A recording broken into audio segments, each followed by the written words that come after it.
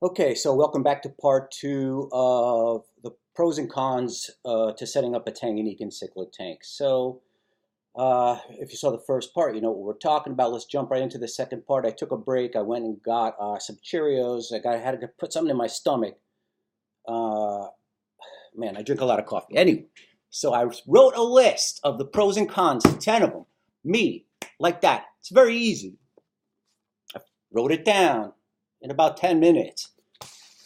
So let's see how this goes. Right, this is pretty cool. Let's see. So the pros and cons of setting up a dwarf, a Tangyanikan cichlid tank, be they dwarf or not. But I'll try to stick to dwarf cichlids. Let's go. Here are the cons. Uh, they're not colorful. Yeah, man. Most Tangyanikan cichlids, especially the ones that you find in stores, are not going to be very, very colorful. I'm not talking about Tropheus. I am simply talking about all the Lamprologus and all the Juliochromis. Man, I haven't even looked at an African cichlid thing in a while. Right off the top of my head. Leilupi, that's another Lamprologus. Neolamprologus. Really, you're going to see the Leilupi is a very popular fish because it's bright yellow. And like daffodils. All these fish are like gray, brown, not so much brown, but grays, light blues. It's subtle. The color is subtle. The scales, when the light hits them a certain way, are going to scintillate a certain way, are going to sparkle a certain way. The fish have bands. The fish have dots. So they're not colorful. They're definitely interesting fish. They're not colorful. And it's not the same as a community tank. Dwarf Tangyanikan cichlids we're talking about. Don't talk to me about peacocks. Don't talk to me about Tropheus. Dwarf Tangyanikan cichlids generally are not colorful. Aggression, whether you like it or not. Hey, you know, they say that Tangyanikan cichlids are not aggressive, and you know I can put them with my giant Daniel. Yeah, whatever. They're aggressive. They're aggressive fish. No matter how you cut it, a fish this big can be aggressive if it's constantly harassing another fish. So there's levels of aggression. There's predation, like actually trying to eat a fish. There's aggression, which is where we beat up a fish, we corner it, we chase it around. Whether you like it or not, dwarf cichlids are aggressive. They're territorial. That is a con. It's not a good thing. You have to be very careful how you mix them, the numbers of each type, the different types. They can't really look the same. They're aggressive. They hide a lot. Yeah, they kind of do. They're not too bad.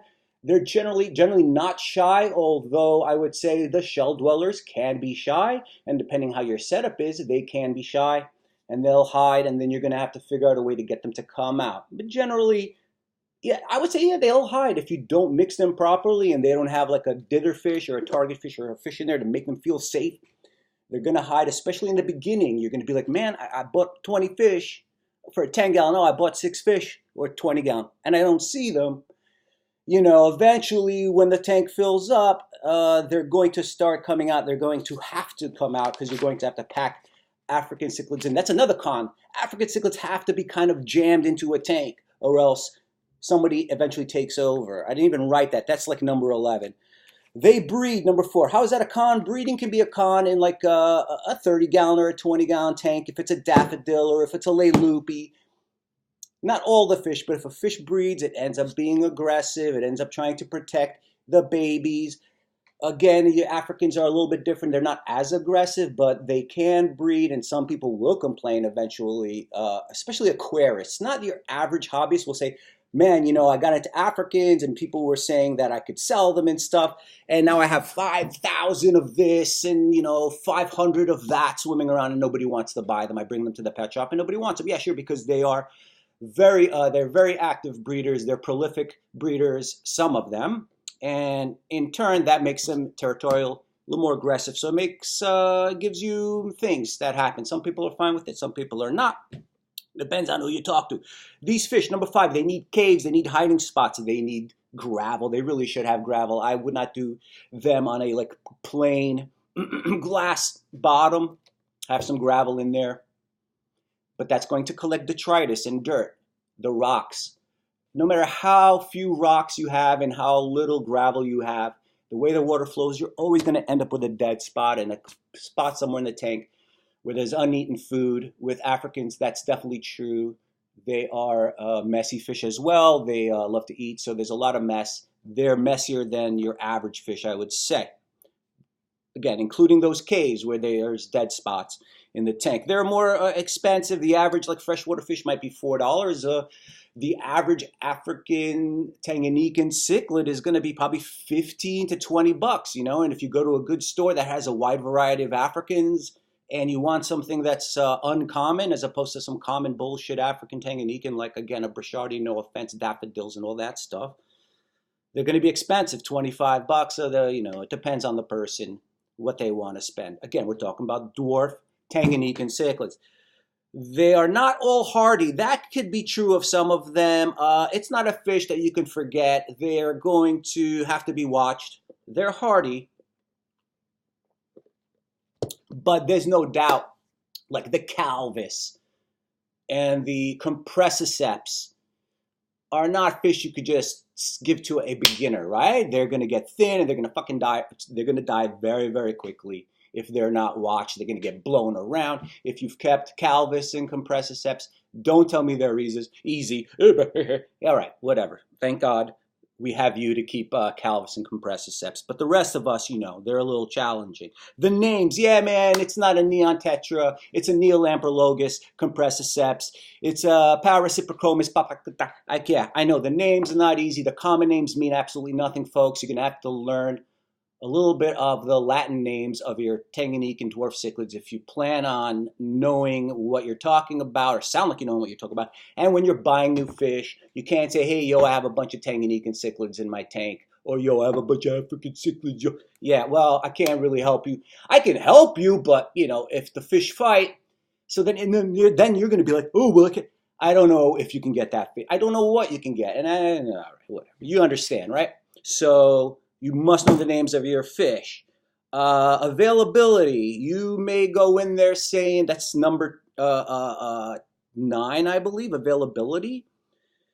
Again, most of them, some pet shops won't even carry Tangyanikan's. All they carry is Malawis. I guess that's all I have to say about that. So if you're really interested in Tangyanikan cichlids that are uncommon or rare, good luck. That's another con of keeping these dwarf Tangyanikan's. I have price written here twice. So that's too bad. I could say, you know what? I don't want to say another bad thing about the Tangyanikan. What about the pros? What about the pros to a Tangyanikan dwarf cichlid tank? Very easy, I guess. Food. These guys usually will eat anything. So there's no live food really involved. You don't have to feed them frozen food. You can feed them pellets. Variety, give them variety of food. Plants, you can keep a lot of different plants with Africans, irregardless of this high pH and all that other stuff. Get the right lighting, but you can keep like Vallisneria, you can keep Java fern, you can keep banana plants, you can keep a lot of different plants with African dwarf. They're not vegetarians and they're really not going to eat veggies. If you keep some Malawis in there with them, excuse me, yeah, they're probably going to destroy the plants. But if it's a true Tangyanikan cichlid tank, you can put a lot of interesting plants. Don't overplant, but hey, if you want to, go for it. And you could probably put Bucephalandra in there with those guys too. They breed, so again, that's a con for some people. That could be a pro for some people. A high pH. High pH is usually easier to have and to maintain than a low pH. Simple as that. Salt.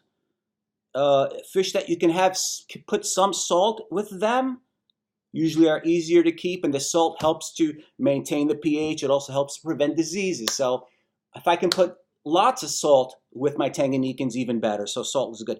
They are hardy.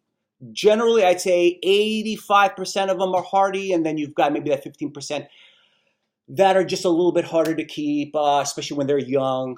You can ask me if you're interested, man. Send me some people. You can send me some questions. You can keep catfish with them. Some Synodontists can be kept, some of the smaller Synodontists. I think my brain now, I'm running out of oxygen. My brain's like, yeah, ugh. A 40 breeder or a 30 breeder are very, very good tanks. I'd say if you get Africans, get a 30 breeder as your smallest tank. 30 gallons, right? 30 breeder or a 30-gallon long, perfecto. A 30 breeder is usually 36 by 12, and they're by 18, and they're short. Lighting.